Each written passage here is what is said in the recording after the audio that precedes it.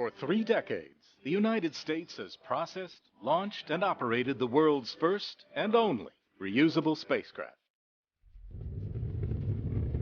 The Space Shuttle is an engineering and operational marvel, ferrying men and women from around the world into space.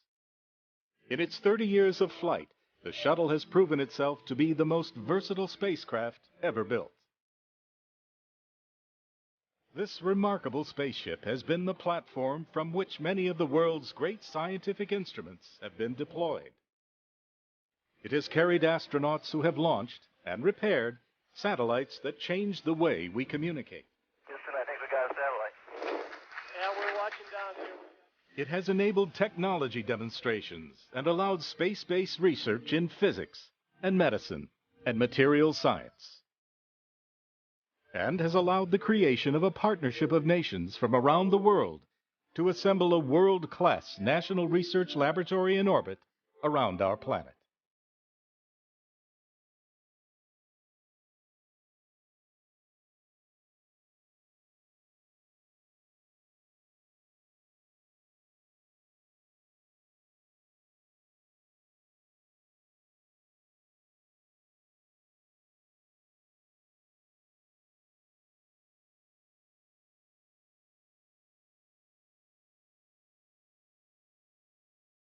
With the final flight of Shuttle Atlantis and its crew of 4 astronauts, the Space Shuttle era comes to a close, and America and the world bids a final farewell to a sleek and one-of-a-kind ship that has helped history unfold in low Earth orbit.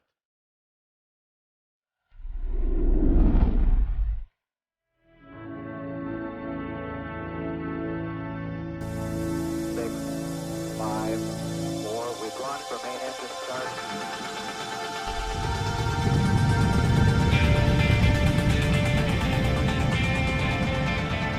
It all started more than 3 decades ago.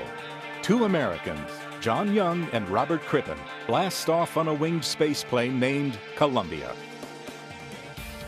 Now, more than 30 years later, with the 33rd and final flight of Atlantis, NASA adds a fitting coda to the Space Shuttle program. Even as the shuttle program ends, the STS-135 mission will help ensure humankind can continue to live and work in space. Atlantis carries the Raffaello Multipurpose Logistics Module, or MPLM, to deliver a year's worth of supplies and spare parts for the International Space Station. The orbiter delivers a system designed to remotely test the robotic refueling of satellites and return a failed cooling pump to Earth. From a historical perspective, the STS-135 astronauts are the first crew of 4 since STS-6 in 1983.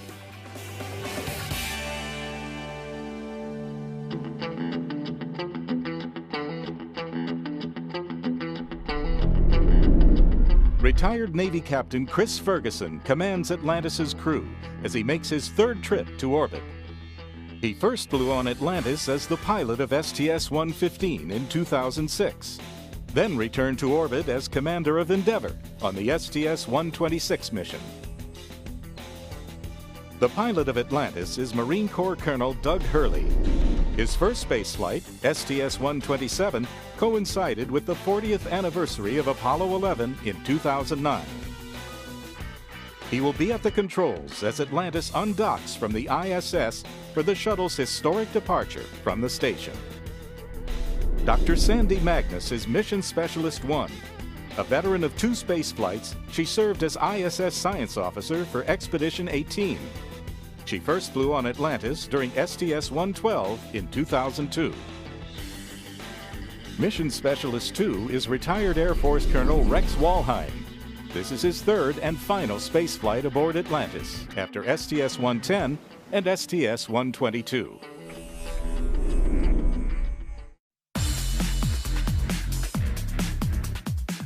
The flight of Atlantis marks the 37th shuttle mission to the space station. The flight was originally manifested only as the Launch on Need rescue mission for STS-134, which at the time was scheduled as the shuttle's final flight. With the launch of Atlantis, there will be no rescue shuttle standing by. In case of an unexpected problem or emergency, Atlantis' astronauts would remain aboard the space station, ultimately returning to Earth aboard a series of Russian Soyuz spacecraft. America's leadership ultimately recognized the value of one additional shuttle mission, and the STS-135 flight plan evolved into an historic 12-day mission, delivering valuable equipment, parts, and supplies to the completed and fully operational station. It's an effort to posture the space station for about a year, put it in a good position until we can get our commercial cargo resupply system up and running. On Flight Day 4, the crew of Atlantis will install the Raffaello Logistics Module moving van to the ISS. The station crew and shuttle astronauts will unpack about 15,000 pounds of cargo for the current and future ISS crews, items such as food, clothing, spare parts for the station, and scientific experiments. At the same time, the joint crews will be repacking Raffaello with over 12,000 pounds of shuttle-related equipment stored on the ISS, other items marked for return to Earth, and trash offloaded from the station. We'll take stuff out of the Node 2 nadir spot, translate down the lab, and most of the stowage and transfer that we're doing will be in the permanent MPLM that's on board. Magnus serves as Raffaello's loadmaster, with assistance from Walheim.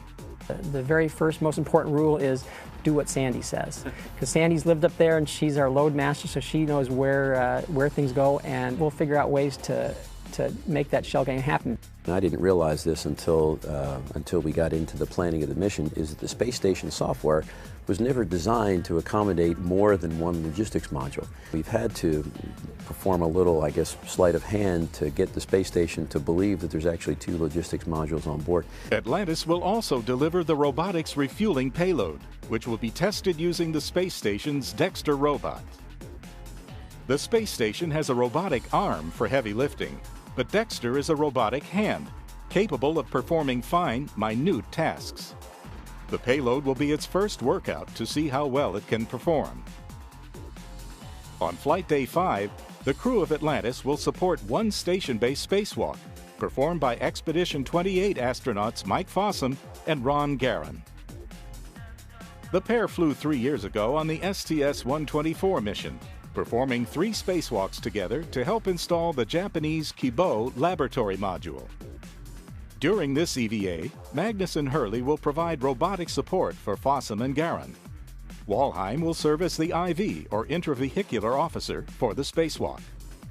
A failed cooling pump, temporarily stowed outside the station during a spacewalk during the STS-133 mission, will be removed and brought home by the shuttle. Thanks to the shuttle's ability to return cargo, engineers will have the opportunity to study the cause of the pump's failure.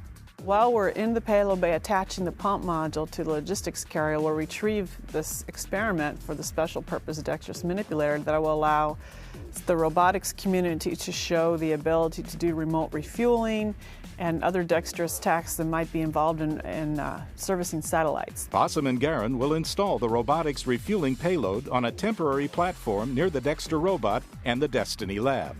It really is the chance to show how well the SPDM can function in space.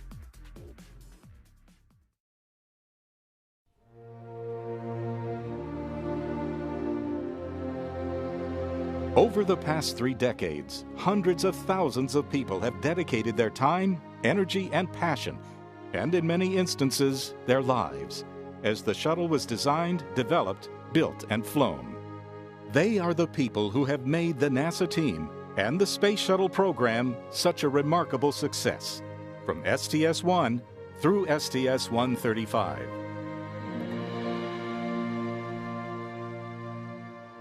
Their legacy lives on as the shuttle leaves behind a fully assembled and operational space station. To see a completed space station up there is really a testament to not only ingenuity of all the engineers and scientists and people on the ground who worked on the space station, but also the people who worked on the space shuttle that could make such an incredible, reusable space vehicle to make that happen. Atlantis was the first one that I flew on for STS-112, and that will be my last mission as well. So it holds a special place in my heart for the people who have worked on Atlantis for so long. I think it's special for them that it will be the last mission.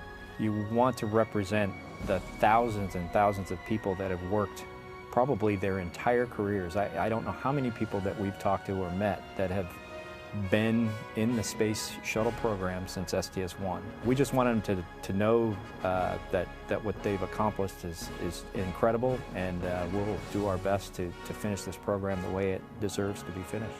Nothing means more, I think, to all four of us than to honor that legacy and go out with as best a mission as we can fly. It'll be an emotional moment, I think, for a lot of folks who have seen the shuttle essentially build the better part of the space station, and to know that this will be the final time it leaves. The one thing that strikes me is how remarkably dedicated they are. That, to me, typifies the space workforce. They're a breed that is second to none.